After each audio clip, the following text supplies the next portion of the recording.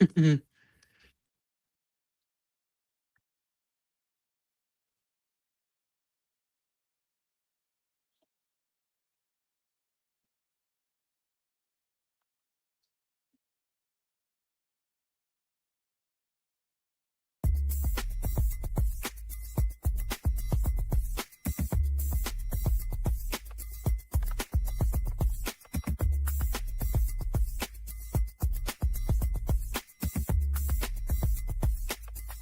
mean, what is it that I inherited? Why, Elizabeth?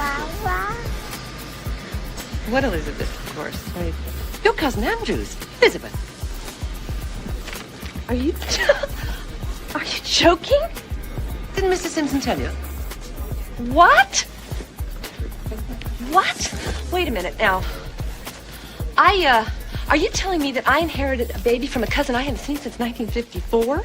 No, no way. This is impossible. I'm sorry. When I rode into Fort Linton last night and saw what had happened, I couldn't believe my eyes. It's against everything I know about you, Brax. You believe it now, sir, don't you? You ran out, you deserted. Now you refuse to make a statement. What else do you expect me to believe? Nothing, sir. Don't you play games with me, Brax. I know you too well. You and I served together for 6 years, and I know there's no better soldier in a fight. Good evening and welcome to BW Flix, the Average Movie Critics. I am here, BA, with Elizabeth Mendoza because James he's got a busy life. Sometimes you can't always make everything, but that's cool. We miss you, James. We'll be on here next time with your brother. Just take care of your business. But in the meantime, we got Liz on here helping us out with the videos today. The two videos, as you saw, are Baby Boom and Sargent Rutledge. Both films. Baby Boom is for Mother's Day. And by the way, happy Cinco de Mayo and also happy Mother's Day coming up. And this is Military May month. So we're going to do a lot of military movies in here with some other movies in general as well. So just keep that in mind. I hope everybody's having a wonderful evening out there. Liz, is there anything you would like to say? How you doing today? I'm doing good. Hi. Thank you for having me. And yes, James, I hope you're doing good. And thank you for trusting me to be on the show with Beastrilla. But I'm excited for the two movies and happy Mother's Day. And also thank you for all the servicemen and women out there that serve our country and have served our country. There you go. Yeah. All right. So let's really get into our first movie of the day is Baby Boom. Baby Boom stars Diane Keaton as CJ Wyatt, and she's a management consultant, and her nickname is the Tiger Lady. In this movie, it's directed by Charles Shire. It's starring again Diane Keaton, Harold Ramis, as you know, if you watched Ghostbusters, he's in there. Harold Ramis. You also have Sam Shepard as Dr. Jeff Cooper, who it turns out to be her romantic interest, and later in the movie. You also have James Spader as her sneaky assistant, Ken Ehrenberg. He's the weasel, basically, in this movie. The production company was United Artists, distributed by MGM/UA Communications Company, released on October 30th, 1987. The running time is 110 minutes. The budget was $15 million. It didn't do so well at the box office at $26 million that came in.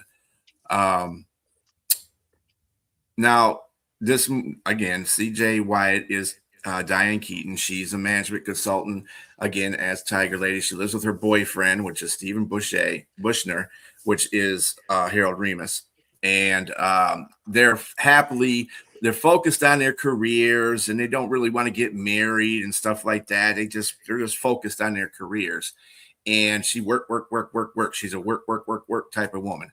And that fits well with her then boyfriend. But then she gets a little bit of a disruption in her life. And one of her, I believe it was her uncle or aunt that passed away. Uncle and aunt passed away, and they left a a cousin or something like that. Yeah. They passed away, and so in the will they send their daughter, who was a baby, Elizabeth, to her. That's in the will. And she doesn't realize this. She gets informed of this whole situation, but they don't tell her what's in the will. They just tell her to meet her at the airport, basically. And so she can sign some papers. That's all they tell her. They don't tell her anything else about no baby or nothing like that. So when she comes to the airport, sign her paperwork, and she's all giddy. She's like, "Would I get $1 million?" No, you get a baby.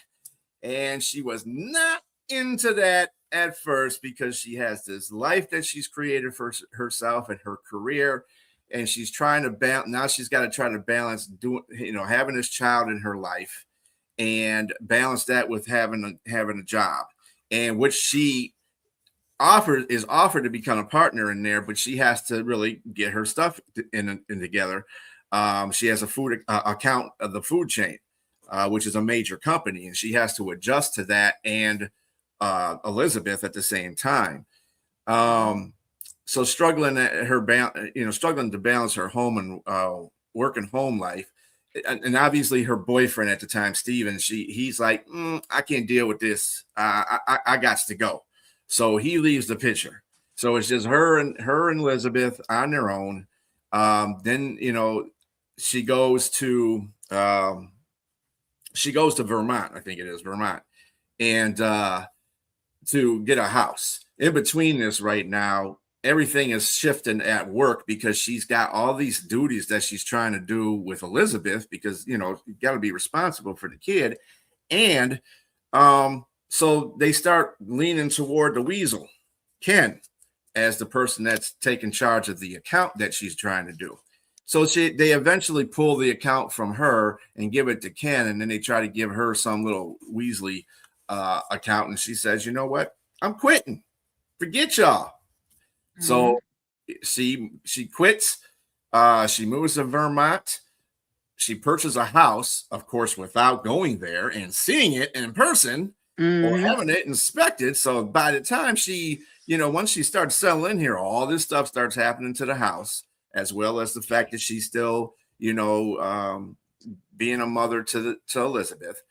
And she meets this doctor who actually he's a veterinarian. He's not a real people doctor. He's a veterinarian, which is still he's a small town veterinarian. I mean, that's where the movie is from. It's like a small town environment. Dr. Jeff Cooper, right? Yep, Jeff Cooper, you got it. And so she focuses on other ways to make herself money, because she's got to pay for all this stuff that's going on in her house as well. So she gets this opportunity to sell gourmet baby food applesauce. She had concocted, and she's trying to sell everything. And hello, Robbie. Hi, Robbie. I think Steven is jack off. Yeah, he pretty much is in this one, but he is, because he leaves her. So I mean, yeah, that's pretty bad. But really, what it comes down to at the end is that she tries to sell this opportunity to the food company that she was doing in the first place.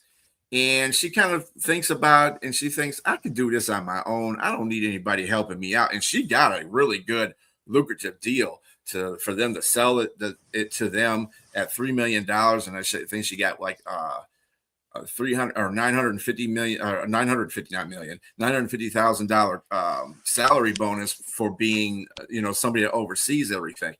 She didn't want that. She was like, I think I can do better on my own. I'm doing fine right now. So let me see if I can do anything. So that's what the path she goes. She falls in love with Jeff Cooper. They have a thing going on. So that's really kind of where it ends. They find a life in Vermont. She had an opportunity, and that's when she had an opportunity to go back to New York, but she said, nah, I'm not doing that. And everybody kind of, they respected her for that. the company that she worked for respected her for that, but she left. She said, I'm going back to Vermont and doing my own thing. And like I said, everything falls into place. I live happily ever after. And there you go. What I thought about this movie, the kid thing, it was pretty funny. In fact, I got a scene here. I got a scene here where I think every parent has this problem when they have their first kid. Okay, putting on a diaper. Let me tell you something. My first child, I had to put on a diaper, dude. Man, it was just messy. And then he was a boy, so he was aiming for everything. So, but fortunately, she's a girl in this. So Elizabeth's obviously a girl, so it doesn't get as messy. But let me show you how this went. Bring diaper between baby's legs, release tapes, and position over front of absorbent padding. Oh. Now. Oh.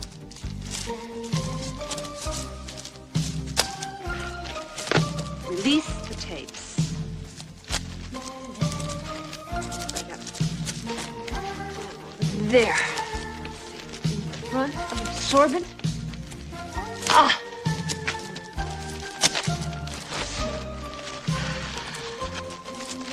This is really fabulous. Position over front of absorbent padding. Okay, I've got it. Perfect.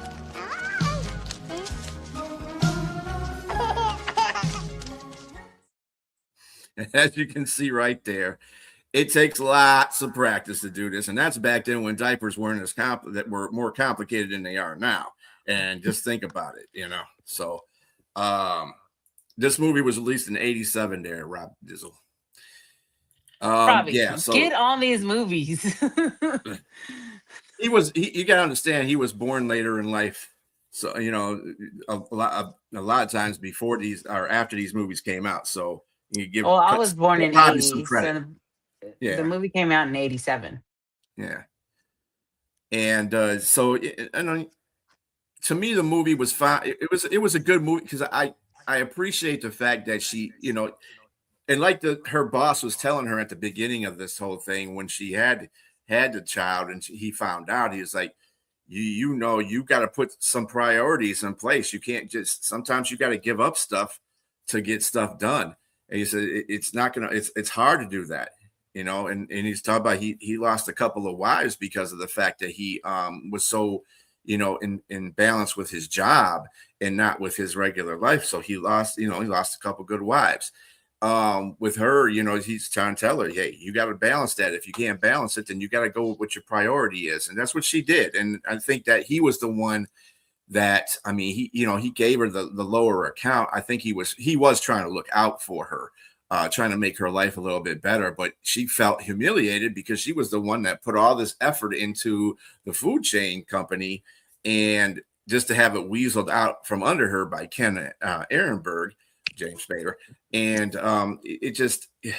she just didn't like that whole situation. She thought she was better for the job than he was, obviously, because he was an intern, but he was on his P's and Q's. Got to give him credit too, even being a weasel. He was on his P's and Q's. So, and she didn't like the fact that she had to be reduced to a lesser contract. So she was like, okay, forget that. I quit.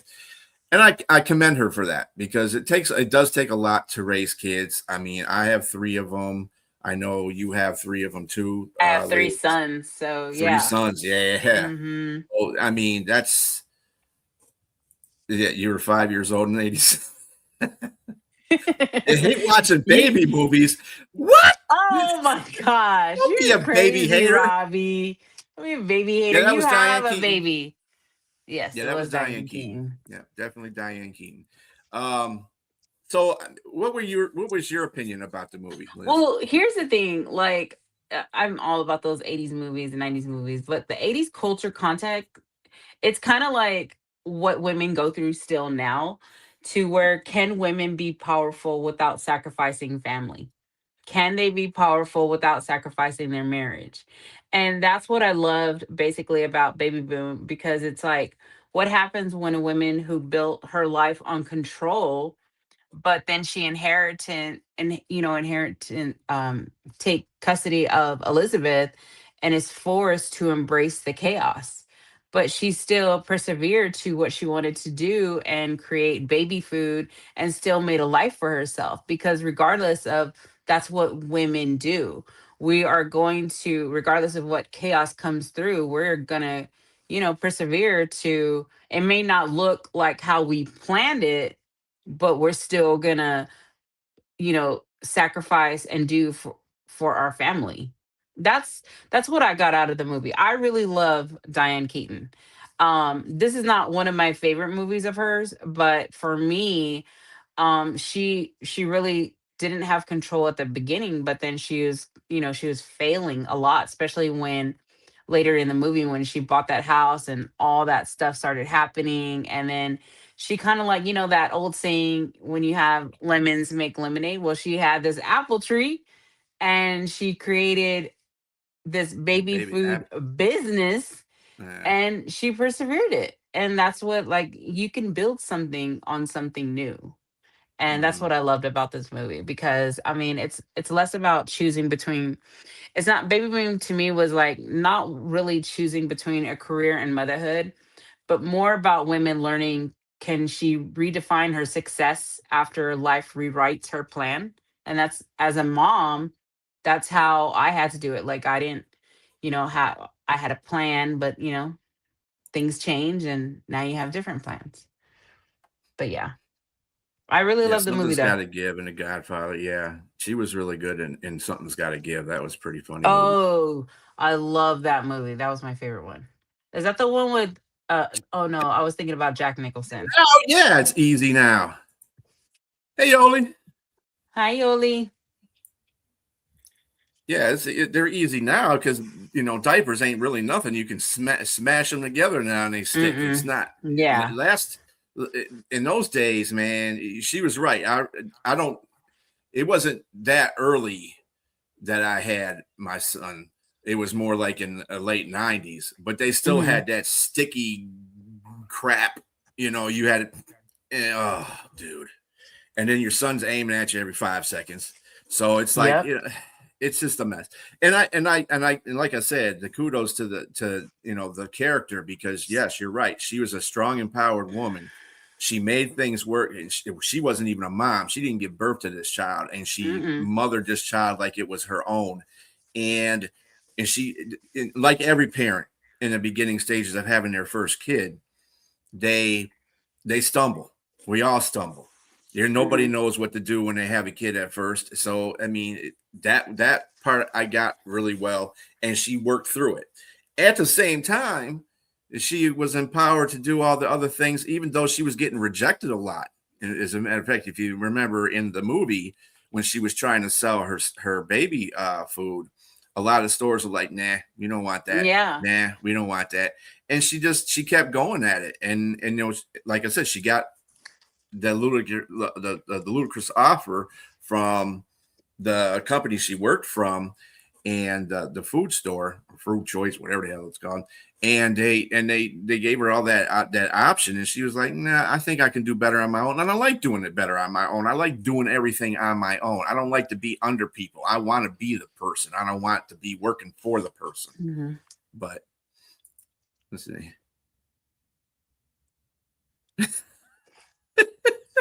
Uh, hey, that I can agree with you on, because yeah, my kids Oh are my gosh. grown. They're changing their Yeah. own babies' diapers now, Yeah, they so thank are. God for that. Yeah, Uh, because Robbie, I have three grandkids, so trust me, those diapers are still coming my way. But I'm also like, when that happens, I'm like, here you go, son, your job. right, yeah, because you can always do that to your kids. You see, oh, can you? Nope, that's your Nope, kid. that's your baby. I'll have them when they're smelling good and sweet. Other than that, you got to change the Yeah. diaper unless they're under my care, and then I have to do that. But other than that, no, I'm not. So let's go with this too. The actress, the star of this show, Diane Keaton. Hmm. Um, Fortunately, Diane Keaton is no longer with us. She passed in Yes. 2025, October 11th, at the age of 79. She was an Oscar. She's done a lot of Mm, Academy Award and awards in her Golden Globe Awards, Tony Awards, Emmy Awards. She's gotten all kinds of stuff. so Um, amazing. she was born on January 5th, 1946, in Los Angeles to Dorothy Dean and John Newton. Hmm. Ignatius Jack Hall. Jeez. And she was the eldest of 4 children. She was a homemaker and amateur photographer. And, Dorothy, her mother, was a homemaker and an amateur photographer. Jack was a real estate Hmm. broker and a civil engineer. And she became, and actually, her mother became Miss Los Angeles for, Yes. she did the Los Angeles Pageant for homemakers.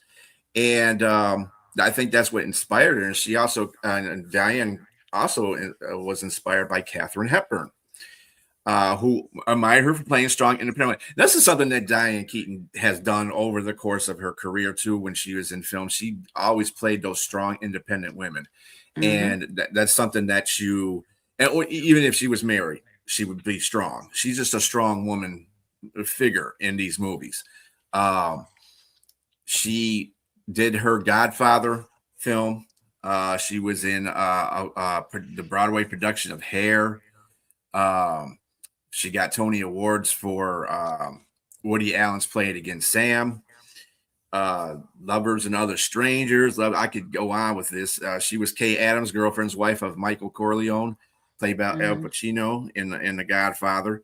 Um, she also did The Godfather Part Two, and then she was in. Let's see what else she was in here besides the.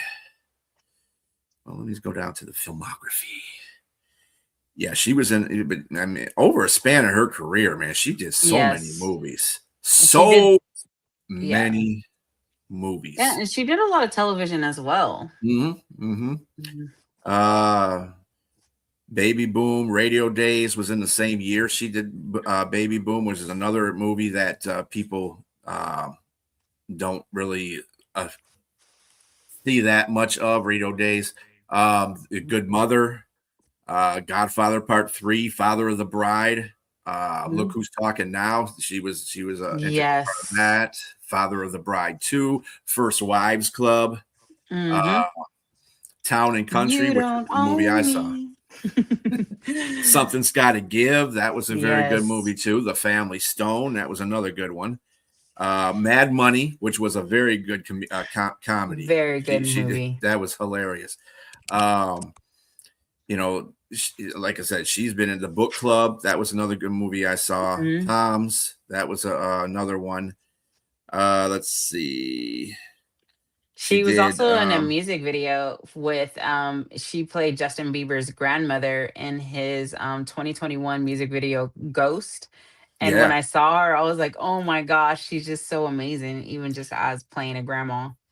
yeah. She was also on Heaven Is a Place on Earth with Belinda Mhm. Carlisle and I Get Weak.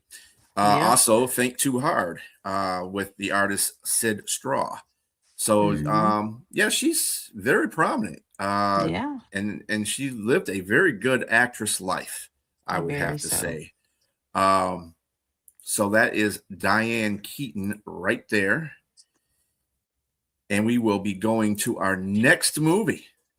Well, first of all, before we do that, we gotta give our popcorn review. Yes. And Liz, what do you give this for the popcorn review?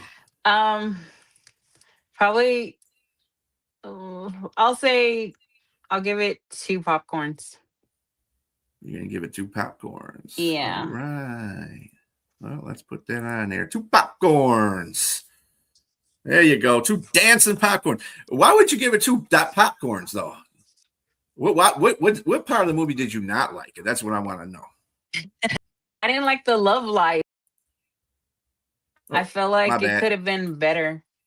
I feel like the love life could have been better because it was the movie was more focused on like her succeeding, having, her this brand new child and just kind of making it. And then I feel like in the film they just kind of threw in the doctor, um and that whole situation. So I didn't really care for it because it could have been just fine with the version of just her being a mom and being a successful mother on her own.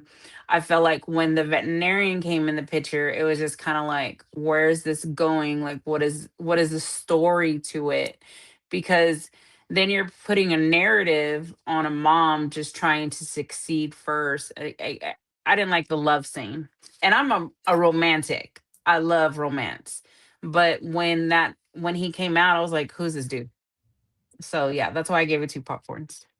I kind of feel that same way with that whole Mhm. situation. I was talking to you off screen about it earlier. I'm not a big I don't I don't see Diane Keaton as a sexy figure. I consider, I see her as a mom figure, to tell you the truth. Yeah. She's a mom figure. So when she was doing all these, saying all this stuff about sex to this doctor, it was like kind of cringe to me because Mhm. I'm used to her being mother. It would be like my mother saying stuff like that to me, and it's I don't know.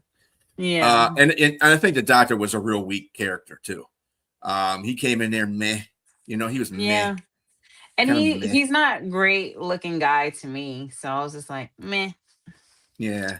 Yeah. Yeah, he was kind of scruffy too. But Yeah, I he think, was just like to me that he matched, I think he matched Diane Keaton they in that did. They certain did match their situation. energy. Yeah. Yeah. But he was kind of a meh character in it Mhm. too. But I am going to give it 3 popcorn because it was Diane Keaton. She played an absolutely great role in it. I really I can't say that was really good. I don't think the movie premise itself. I usually do average. This is average to me. That's why I gave it a 3 popcorn. And I just think, like I said, it's the whole romance. The Mhm. child thing was great. She did, and the fact that it disrupted her life completely, and she did something about that. That was really good. I thought that whole part of the plot of the movie was really good. But as far as the romance, yeah, I'm like you. It's like, come It could have on, been you without just it. you just threw somebody in there just to make it interesting. You didn't, Yeah. and you really didn't. And the thing about it is like the men in her life just come and go. Like her first boyfriend, now Yeah. he said he didn't want to be there, and then all of a sudden the apartment's empty. It's like, Like, but you don't say where you go or meet him on the street. Sometimes in movies they have him meeting on the street, like, oh, how you doing? I'm doing great. How you doing? Well, I mhm, did this and I did that. Well, good for you. And good then for they go you. about their business. You know what I'm saying? But there was none of that for the first boyfriend. And the second Mhm. boyfriend, I was like, meh. Yeah, I didn't that whole scenario when he was just like, "Oh, this ain't for me. I got to go." Oh, Dreaming Robbie, of you are just Oh banging my Diane gosh, Keaton. Robbie. Go put on your black shirts. Oh, I love Robbie, No, man. but That dude makes it. no, I just kidding, Robbie. You know I love you. But my biggest thing was just like even at the when he was the first boyfriend was just like, oh, this ain't for me. He could have said it a little better instead of how he did it in the movie. Yeah. Like, come on, dude. Be a little nicer and be a little considerate. But that's why I gave it a 2, because the dudes. Yeah, the dudes are just bad in this one. And Hmm. and Harold Ramis is a really he's a comedian and he's a pretty good actor in Hmm. itself. And to put him in that position where he's the I wouldn't say the bad guy. He knew what he wanted. And I Yeah. think Diane Keaton's character went with that flow too. She was like, well, yeah, I understand, dude. You didn't want this in your life. So why even go with it? And she Right. didn't seem like she was too depressed Nah, about him she was gone. good. She was like, Yeah, okay, she was bye. good. I'm good. I'll see you later. Yeah. All right. But, So our next movie is going to be Sergeant Rutledge. This mm, is I would John. say, coming to age movie about black and white relations. And if you watch this movie, it was a 1960 movie. If you watch this movie later on in life, there's a lot of things, unfortunately, that have not changed, Mm, and just the presumed innocence is no longer there. Everybody, black folks are always caught up in the crosshairs of being guilty before anybody says anything. And um, this is a movie with that was directed by John Ford, very good, critically acclaimed very director good. at that time. It was starring Jeffrey Hunter. Jeffrey Hunter, by the way, if you didn't know, he was the first captain of the Enterprise. He was Christopher Pike. And that's what that gave him, not this movie in general, but that really gave him his claim to fame right there, being that. Also, Constance Towers is Mary Beecher, who was the sympathizer to Rutledge. She helped him a lot in this movie as far as painting him in a very good light. Woody Strode is Captain Rutledge, or Sergeant, First Sergeant Rutledge. Mhm. Braxton Rutledge, as a matter of fact. Braxton. Yeah. So he, so he is the one. Let me put this in there. And Juano Hernandez as Sergeant Matthew Luke Skidmore, who was the elder guy in this, as a sergeant. He's just a regular sergeant in there, but he's an old sergeant. He's been around and seen a lot of things in his lifetime working and being in the Army. So he has a lot of bit of a little bit of a thing in here too, because he's like the elder and everybody looks up to him a little bit, you know. So let's put this in perspective. The production company was John Ford Productions. It was distributed by Warner Brothers Pictures. The release date was May 25th in 1960. That was in New York. June 8th, 1960 in Los Angeles. Running time was 111 minutes. There is no thing that says how much it cost the movie to make. But in America, it only grossed $784K, which is not a lot of money, even in that time. So, wow. But it did do elsewhere. It made 1.7 million because, you know, elsewhere, everything's a little bit better as far as race is concerned. And people are sympathetic to certain things. You know, it's just in the United States, it's just like that. But anyway, this movie is based in 1881. And Sergeant Braxton Rutledge is of the 9th U.S. Cavalry, basically one of the cavalries that was an all-black cavalry. And it was led by Lieutenant Tom Cantrell, who is also his defense attorney in this movie. And I think that was a pretty good thing for, you know, him to do, was to be his defense, because who knows him better than his commanding officer, right? So, but he is accused of raping a white woman and then killing a superior officer who is Major Custis Dabney.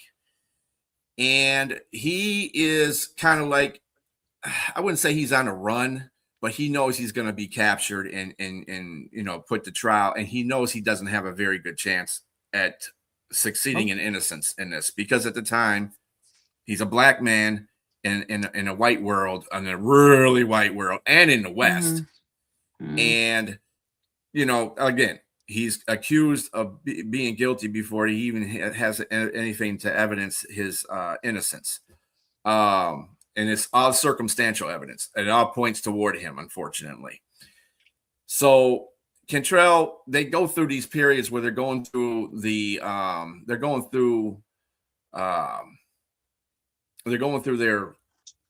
I don't know where they're at actually in the movie, somewhere in the West. I would say maybe Oregon or Arizona or somewhere around there. And their job is to push back the Apache Indians who are ravaging the land, or coming in there and making attacks on everybody and stuff like that. And so they're trying to find these Apaches and drive them back to the reservations. Again, not a very good looking American history at that time. Pushing back your Native Americans is not good. And this whole movie was like that kind of stuff. And let's just go here for the comments here. The majority of your shirts are black. I know, Robbie. All right, Yoli, go ahead, YouTube. Well, you just need. Well, it's not on Tubi. It's actually on YouTube, but it's with ad free. It's YouTube ad free. So go watch it, Robbie. Yeah, that's perfect. I like that. The evidence of evidence is the absence of evidence. That's exactly what this That's movie true. shows. So they kind of cut back to stuff that happens in the past with Rutledge and with Cantrell and all that, going back and having flashbacks. And Cantrell arrests Rutledge because that's his duty. He has to do that. The things don't look right. He knows this. He actually sits him down and talks to him about that, as you saw in the introduction. Mhm. And then he gets brought back to court, but in between that time, they have to fight these Apaches. Well, in the book of the army at the time, of the cavalry at the time, if you're a prisoner and you're getting attacked by Apaches, or in a war with Apaches, or anybody in that matter, the prisoner will take up arms and help them out. Well, they did that for Rutledge, and he took off. He said, "I'm out because I already know what's going on here. I'm out." I already know what's gonna happen. But he felt bad because then he saw the Apaches getting ready to ambush him. So he was like, and like he says, the 9th Cavalry, without saying it, but saying it, is his family. He's been in it for so long, he can't leave his brothers out there to get ambushed by the Apaches. And so he does that. He goes out there and he comes back to him and says, "Hey, they're going to ambush us, get him." So they run him off. They have a gunfight. They run him off. And of course, there's a couple casualties to the cavalry. But in the meantime, they get back and they get interrogated. Let's not forget about Mary Beecher. Mary Beecher. The first scene is they're at the rail station, and there was an Apache Indian attack on the train station, and Mary Beecher's waiting for her father, who she sent a telegram to tell her to meet her there. But the telegram never got sent because the Apache Indians came in there and killed the conductor or the radio guy. So, she's like freaking out. And then he comes in and he goes, "Hey, don't be screaming. Don't be doing any of that because they'll come back and get all of us. Just chill." So he was protecting her and putting her, in a spot so that she wouldn't get hurt. And she said in this trial that, he basically saved my life. He saved my life. Yeah. And I don't have no reason why I would think that he would murder somebody. But, you don't know people. You know people by what their actions are, but that doesn't mean you know people. So people were still kind of looking at her like, Like, can we trust her?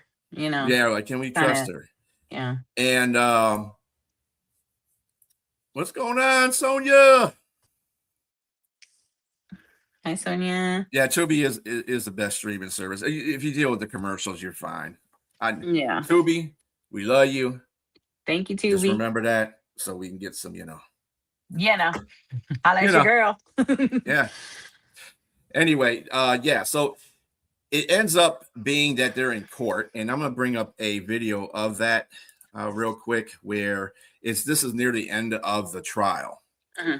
And we finally get solved what happens in this whole situation.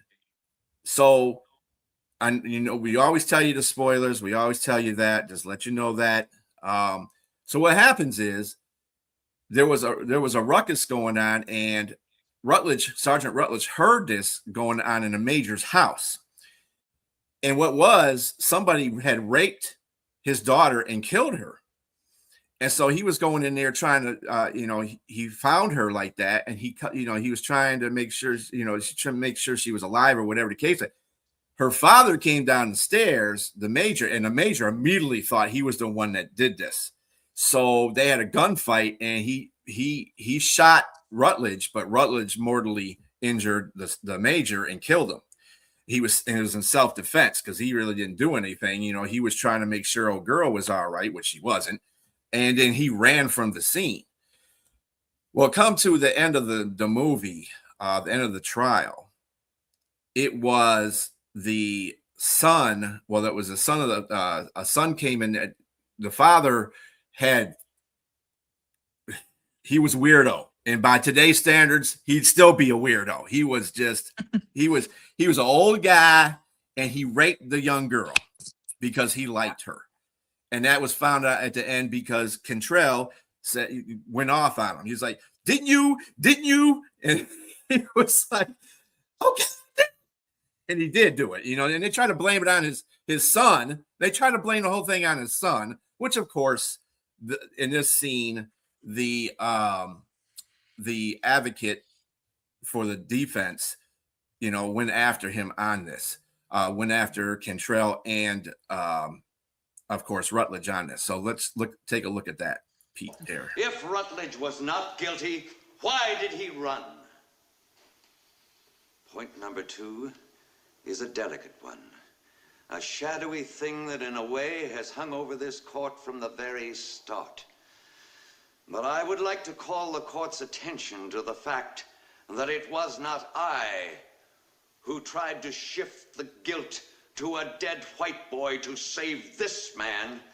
It was not I who stooped to use the symbol of the cross to pin the hateful charge of rape on a dead white boy to save this man.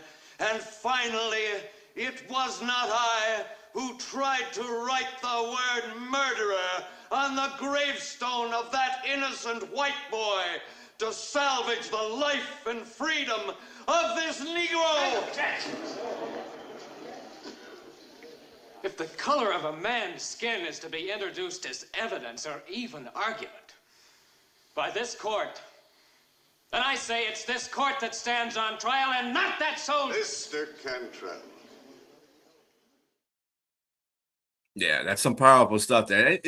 That was about the times. Those were the times when that kind of stuff was happening. I mean, you're putting one man's life beneath everybody else's just because of the color of his skin.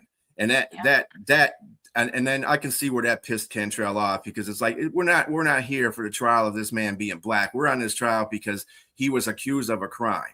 And if you can't see that, then what are we here for? If you're just going to automatically lynch him because you think he did something, that whole thing pissed me off.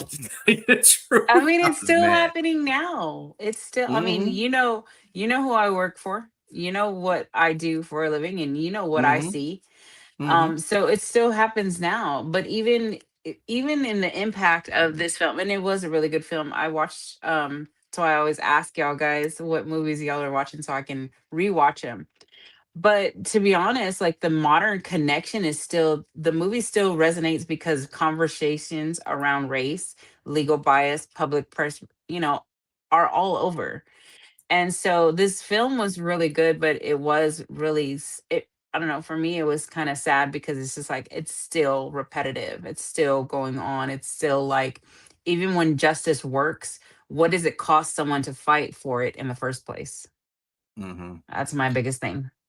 Yeah, and and this country is so color stricken about things, and this is this and this is that, and if you're black, you don't have a place, or whatever the case might be. And people don't understand the wealth of this country was put on black people's backs. That's how this country became successful, and people don't understand that to this day. And they need this stuff needs to just stop. Racism just needs to go, because you have to have everybody. And I'm not just saying. Let me clarify something too. It's just not white people either. I think black people need to see the other side too. They need to go out more. I think that's the problem with white people. They just like to stay in their own little shell in their community. They don't want to go outside of that little shell in the community and find out what life is like with other ethnic people. They just want to stay in their own because, oh, well, I'm happy here, blah, blah, blah. Go out there and experience other things. That's what makes you smarter to the world. That's what makes you see things in a different light. And I think all races need to do that. I think they all need to enjoy each other's ethnicity and say, hey, we're one big world here. I'm not trying to be Jesse Jackson and Rainbow Power, And I get it, because it's just, like, I do a lot of ministry work as well. And so my biggest thing is just like, it doesn't matter what your race is. Like, God loved you, and that's what I'm going to do. I'm going to show you love because God loves you. But it's just like when in this movie, during this movie, I was just like, wow, it's like it's still relevant even now, because it's like how we tear each other down. Even in the same race, we're still women and women, men and men, like we're just still tearing each other down. I was just like, when is it gonna end? When are we gonna like not be so biased and like just respect one another and love one another? But yeah. Yeah, that movie was a 1960 movie. It's been Hmm. 62 years. You 62 think about years, that. and 62 it's years and this still you would stuff is think still would relevant. change, right? No, it has not. Yeah, F around and find out. Um, but yeah, Oh, it was a Robbie. very, I think the beginning of the movie kind of didn't, I kind of was, when I watched the beginning of the movie, I was like, ugh. So this is what we're going to base this whole trial on, Hmm. this whole situation at the train station. But then as you got through the movie and it kept going and going and going, it got more interesting and it got more Hmm. dramatic, especially with all the scenes that they had to throw. Because at first, and you really didn't know, Rutledge didn't do it. This is basically how Right. I feel. And Rutledge didn't do it, but who you were trying to figure out who the hell did it. At first, my first was, oh, the dad did it. He was some perv. Or um, Apache came in there and got both of them, shot one and raped her. Mm-hmm. But that's not the Apache way. Got to remember that. Hmm. They just, if they're going to do anything, they were going to wig her and do the same thing with him. Just scalp and bye bye, and probably have a couple arrows, just like they did with the guy in the train station. Yeah. Um, and then I was thinking, well, then it had to be somebody in that outfit that came in there and did that, because that's just a heinous crime in itself. First, to rape the woman, the young girl, and then to shoot the father. So something had to go on where that was it. So once we found out that Rutledge was there at the scene, he wasn't the one that raped her. He found her, and then of course, coincidence came down the stairs as her father and was like, "Hey, what do you do? What?" And then drew his pistol to fire at him and hit him, but he shot him fatally, being Rutledge, and killed him. He did that in self-defense. Now, James has a point here. Most types of crimes didn't go that way. The movie went in those times. This is true. He had great Hmm. reputation. The coat and the gold crosses were another thing. The gold cross had a niche in it because the prosecutor, he was like, yeah, so there's all kinds of crosses these people get. We can get all these crosses, but this Hmm. particular cross had a niche in it, a little nick in the corner, and they were able to take that, he's the guy that made the cross or gave the cross to her knew this, because he wanted to ask her if you want to change it out for something that's not, it's perfect, and she goes, nah, I got it this way, I'm gonna keep it this way. Fortunately for her, that helped her solve her murderers, who her murderer was. So, and not put Rutledge in any harm's way. Now, I'm trying to figure out the end of that now, seriousness of the crimes that he did commit, like running from, the situation, which is something, of course, the prosecutor was like, yeah, you run from the situation. You Dude, run, a you know black he did man, it. Like, he, no, he's a he's black man scared. caught in a bad situation, and then he already knew what was going to happen. So that's the reason why he ran. I got that. But he was like, well, if he was innocent, whatever, dude, live in your white life, whatever. Anyway, but the fact that he also went AWOL, that was the Yeah. other thing. Army takes that kind of stuff Very personally. serious. You, Hmm. you can't you can't be going AWOL. I don't care what the circumstances is. You need to stay with your unit, period. Yep. And escaping and fleeing, that's something that probably was, I would probably say they would, in those days, it's not as complicated as the law these days with Hmm. that kind of stuff, fleeing and eluding, and and AWOL. I guess I would think that he would have got some kind of reprimand for leaving his unit. But by the way, he is also known as the Buffalo Soldier. And the way he became why he's called a Buffalo Soldier is because that when they were fighting Apaches, this unit, the Ninth Cavalry, they were called Buffalo Soldiers because in the wintertime they would don themselves with buffalo skins to keep warm, and they would fight the Apaches, and the Apaches donned them that name. They're the Buffalo Soldiers. So that kind of see, look at that, a race that is that's getting eliminated off the land that basically is their right to live on, donned some kind of a good omen for the 9th Cavalry by saying, they're the Buffalo Soldiers. They respected them guys. So that's, you don't get names from your enemies like that unless they respect you. You know what I'm saying? So the whole thing was really good. I think Cantrell was a really good. I think he was the guy that didn't look at he knew they were black. He leads a black cavalry. Come on. Yeah. But he didn't put that. He knew these soldiers. He knew all of them by name and by their personality and everything like that. He knew that stuff. And he knew Rutledge was not that type of guy. And he stayed taught up that he was the man.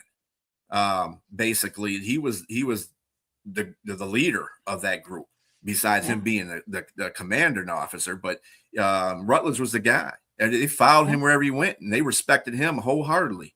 And they would die in a ridge for that guy. So he knew this. And it was like, there's no way this could have happened. And I know, and there's a reason why he ran, or there's a reason why he's not telling me a lot of stuff. But again, this is because white people don't understand the pearls of what black folks have to go through every day. So take your pasta. Robbie, you're Italian. That's just a different kind of white. Anyway. I was like, I'm about to say, who's stealing your pasta? Right. I'm not stealing your pasta. I'm not stealing your pasta. I like pasta. I love me some pasta, but I'm not going to steal your pasta, Robbie. As a matter of fact, send me some recipes. Yeah, there you go. So, that was my take on it. Liz, what did you have for it? How did you like this movie? The bottom line is I feel like it was strong and respected. Historically, really an important film. That's why I'm going to give it 3 popcorns because of that. Even though I'm a romantic, I love more romance, but I'm also like, it's classic Western, it's courtroom drama, it's civil rights theme. So that's why I'm going to give it 3 stars. Okay. Sorry, 3 popcorns. I keep forgetting. I was like, I'm going to get like a little popcorn next time. I'm going to give it 3 popcorn too. This is not one of John Ford's best movies. No, it's not. Was kind of like down there in his movies. But as far as the plot is concerned and how it was set up, I thought it was very good as well. I gave it 3 popcorn. I think the premise of the whole situation, that what in the past that you see in movies has been brought to the future by watching it now and saying, dang, ain't nothing changed in 66 years. What the hell is going on with our humanity? Well, I'm going to put it this way. What the hell is going on with our American humanity? That's what I want to know. That's the thing right there. Yeah. It's like racism runs rampant in this country for no apparent reason at all. It's just dumb. And it's just like going through Hispanics, this thing about putting a wall in. Yeah, it's crazy. It's crazy. Dumb. They make movies about it, and that's what we watch. I do have a question. What John Ford movie did you like? Like, what's one of John Ford's movies that you are really drawn to, besides, like, I know you like this one, but what was one of John Ford's movies that you liked? He does a lot of good westerns. That's what I really he does more known him for. Like Fort Apache was a good one. The Man Who Shot Liberty Valance, I like that one. I also like some of his movies are not westerns that I liked. Was, let's see, I gotta remember. Bear with me here. Oh, he did the Battle of Midway. He did the Battle of Midway. That was one of my favorite movies too. Older movies. Grapes of Wrath was a good one. Yeah. Mr. Roberts, another military movie. Yes, that was a good one. How the West Was Won. That was another one. My favorite. And Mhm. I really like that film. He really did like bring out different things and characteristics in that one. So that was one of my John Ford. That's like my number one John Ford movie. Yeah, John Ford was really good in his Yeah, back he in his day when was. he was directing. He had very good Mhm. movies. I know I haven't seen all of them, but you know, I come across one that says you know is directed by John Ford. I know it's going to be a good movie. Yes. Like I said, this movie wasn't one of his best movies, but at the same time, the plot and everything that was in it was great. I think that it pertains to what today is about, It is. even at in 1960. And I think at 1960 they were trying to get a point across too. There's always movies like that like, hey, you know, Hmm. you gotta prosecute the man for being a man, not because of the color of his skin. That's what you got to do, Right. and I stopped doing that stuff. And all these movies that came out around those times, it's like they were trying to tell you, they were giving you a message, and It was the nobody was same taking heed story. of the message. No, Yeah, it it's wasn't. nobody's taking heed of the message. Yeah. So And that's the thing, like it's he was the Sergeant Rutledge isn't just about whether one man was guilty in the movie. It was about whether America's justice system can see past its own prejudice. So mhm, that's one of the things I liked about the movie was like it still resonates. But yeah. mm, Well, Liz, it was great to have you on. You are thank you for welcome to having come me, back. Beastrilla. Have me anytime. Anytime you want to come back, you know, just let us know, or if you got to fill in for one of us fellas, that would be great too. You're excellent. We'll have better grasp on it next time for you, so that you're more involved in it instead of me talking my Mhm. face off. Uh, and this will start to and to conclude our show. Our next movies are going to be Presumed Innocent and The Messenger. Presumed Innocent, Really obviously, is good part of movies. trying to do our law thing with The Presumed Innocent, and The Messenger, of course, is our military theme, what we have to go through. So, for me and James, let me miss you, brother. See you next week. And Liz, everybody have a great night, and thank you for joining. Yes, she is. She is good people. She is good people, Bye, Robbie. She's good Robbie. people. Y'all have a good night. We'll see you next Tuesday at 8 p.m. BW Flix, the average movie critics. Have a great night. Adios.